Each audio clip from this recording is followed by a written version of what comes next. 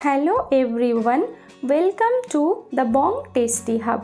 আজ আমি আপনাদের সাথে দারুণ একটি রেসিপি শেয়ার করব। সাধারণত গরমের মরশুম জুড়ে শুধু আমের রমরমা।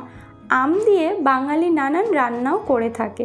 কাঁচা আম ফুরিয়ে যাওয়ার আগেই স্বাদ মনে রাখার মতো কাঁচা আমের আমসত্ত্ব আপনারা বাড়িতেই অতি সহজে তৈরি করে নিতে পারেন। কাঁচা আমের আমসত্ত্ব বানানোর জন্য 4টে মিডিয়াম সাইজের কাঁচা আম ভালো করে ধুয়ে নিয়েছি। এবার এগুলোকে আমি খোসা ছাড়িয়ে নিচ্ছি। একটা আমের খোসা ছাড়ানোর পরে এটাকে আমি জলের মধ্যে রেখে বাকি আমগুলোরও খোসা ছাড়িয়ে নিয়ে জলের মধ্যে রেখে দেব। এরপর ভালো করে ধুয়ে একটা ছুরির সাহায্যে আমগুলোকে ছোট ছোট টুকরো করে কেটে নেব। আমগুলো ছোট ছোট করে কাটলে তাহলে সেদ্ধ হতে কম সময় লাগবে।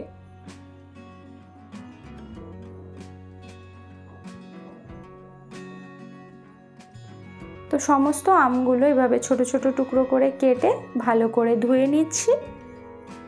ধুয়ে নেওয়ার পরে এটাকে একটা কড়াইতে ট্রান্সফার করে এর মধ্যে দিয়ে দিচ্ছি পরিমাণ মতো জল।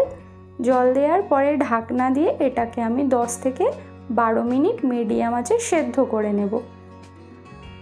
10 মিনিট হয়ে গেছে, ঢাকনা খুলে এবার একটা ডাল ঘুটনির সাহায্যে আমি আমগুলোকে ভালো করে ঘুটে নিচ্ছি। তো সমস্ত আম ঘোটা কমপ্লিট। এবার একটা ছাঁকনির সাহায্যে আমি আমের পাল্পগুলোকে বার করে নিচ্ছি।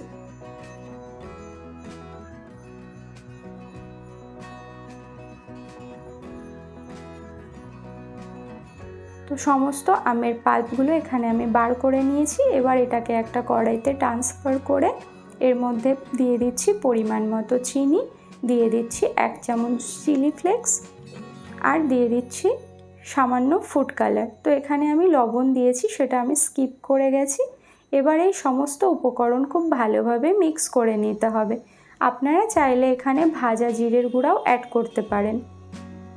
তো এটাকে আমি এবার মিডিয়াম আঁচে 7 থেকে 8 মিনিট ভালো করে ফুটিয়ে নেব।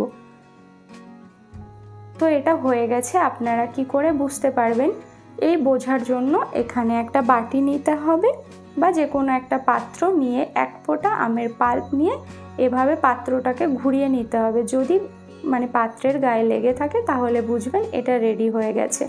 এবার একটা থালাতে আমি সামান্য অয়েল ব্রাশ করে এবার এই পাল্পটা দিয়ে থালার মধ্যে ঘুরিয়ে ঘুরিয়ে সেট করে নেব। একটা থালা কমপ্লিট হয়ে গেছে। আবারও আমি আর একটা থালায় অয়েল ব্রাশ করে আমের পাল্প দিয়ে ঘুরিয়ে ঘুরিয়ে সেট করে নিচ্ছি। এভাবে আমি সমস্ত থালা রেডি করে নিয়েছি। তো এখানে 4টে আম দিয়ে আমার 3টে বড় বড় থালা হয়ে গেছে। এবার আমি এটাকে একদিন পুরো রোদে শুকিয়ে নিয়েছি। এবার আমি আপনাদেরকে এটা তুলে দেখাচ্ছি কতটা সুন্দর হয়েছে। তো দেখুন অনায়াসে একদম উঠে আসছে আর দেখতে কতটা সুন্দর হয়েছে। এবার একটা ছুরির সাহায্যে আমি কেটে রোলের আকার দিয়ে নিচ্ছি।